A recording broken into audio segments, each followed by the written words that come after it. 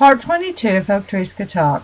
Hello everyone. I've been out and about quite a bit the past month, but I wanted to sincerely thank you for your patience and for hanging in there with me as I continue reading and video blogging my romance suspense novel, If Oak Trees Can Talk.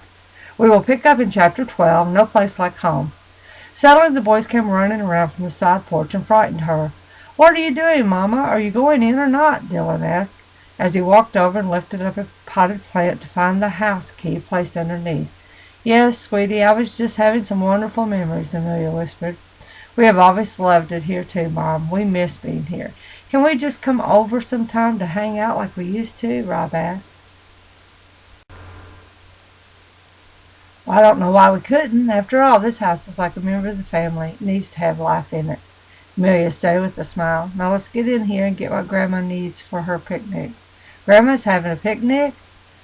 Will it be in the gardens like we used to do?" Dylan asked with excitement. "No, I'm afraid not, boys. This is a special picnic just for adults, okay?" Amelia replied. "Yuck.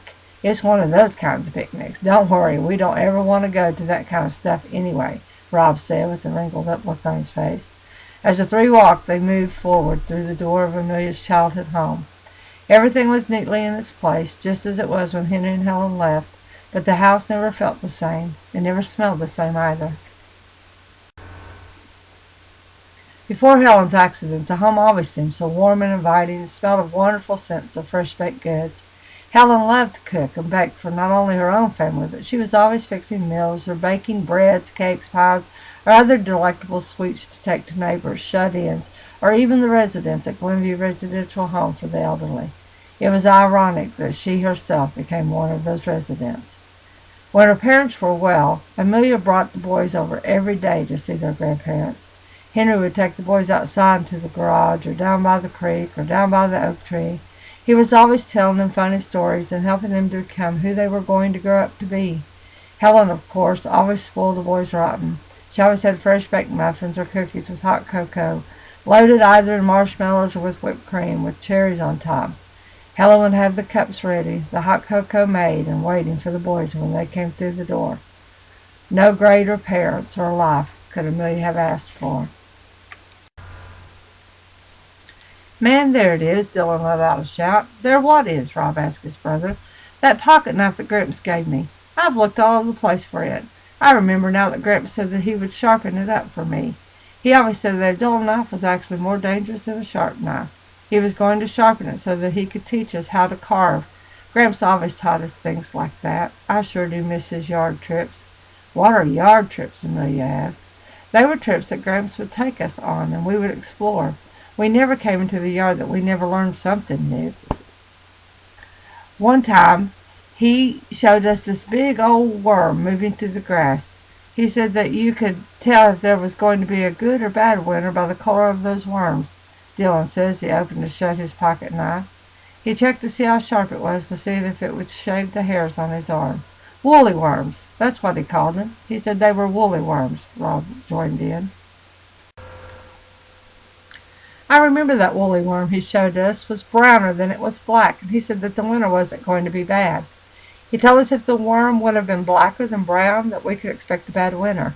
He started giggling when he told us about the bad winter. He winked at us and said if we were to have a bad winter, then that would just have meant that we would have to blow up some tire inner tubes to sleigh ride down to the old oak tree in the side yard. He also said that it meant that we would just get special treats. He licked his lips and told us to bring on hot spiced apple cider or hot chocolate with extra marshmallows," Dylan continued as everyone giggled while picturing Henry's impish grin. "Okay, we've got to hurry and get what we came in here for. I'm sure Grandma is probably wondering about us. Dylan, please search in the pantry closet and see if you can find a picnic basket. Rob, would you go upstairs please to the linen closet in the hallway and get a blanket? Doesn't matter what kind, just a blanket. I will go get Grandma her radio and new batteries." They each headed off in different directions to get the supplies that Helen had requested that they bring to her. As they met in the living room, each of them had the same thought. "Shouldn't we get some kind of clothes for Gramps to put on?" Rob asked with a giggle. "Yes, I suppose that we should," Amelia agreed with a slight grin on her face as well. "I will go and get something. Whether or not your grandma can get him to put them on will be questionable. Wait just a second, boys. I've got to go to the wine cellar as well. If Grandma is having a romantic picnic, then they've got to have wine. I'll be right back. We should all go together to give these things to her." The boys waited patiently in the living room where they had spent so much of their time. Pictures of their parents and themselves lined a wall that Grandma and Gramps called the Wall of Fame. The boys stood staring at the pictures as they told a wonderful story about a happy family that seemed to have everything. "Man, looking at this wall is sad," Rob blurted out. "I love looking at all the old photos, especially of Gramps and Grandma. Even at Mom's pictures when she was young. Look at that goofy grin. Who poses like that?" Dylan said with a chuckle. "You do. Look at that picture of you. You look just like Mom in that picture. Look at your goofy grin. Oh, wait. Look at Gramps in that picture. I take it back. You look just like him with his goofy grin," Rob said, as he became more and more excited while looking at the pictures and stating something that had not really appeared so real to them before.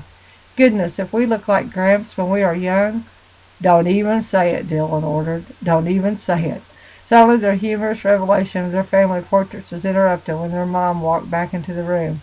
"What's so funny, boys?" she probed as a smile came on her face, seeing that the boys seemed happy about something. "Believe us, it's nothing that we ever wanted to talk about, Mom," Rob answered as he threw a punch into Dylan's arm. "No, ma'am, me neither," Dylan agreed as he socked his brother back. "Well, okay, let's move it out. Grandma probably thinks we've gotten lost like Gramps today. Let's get this stuff to her," Mom ordered.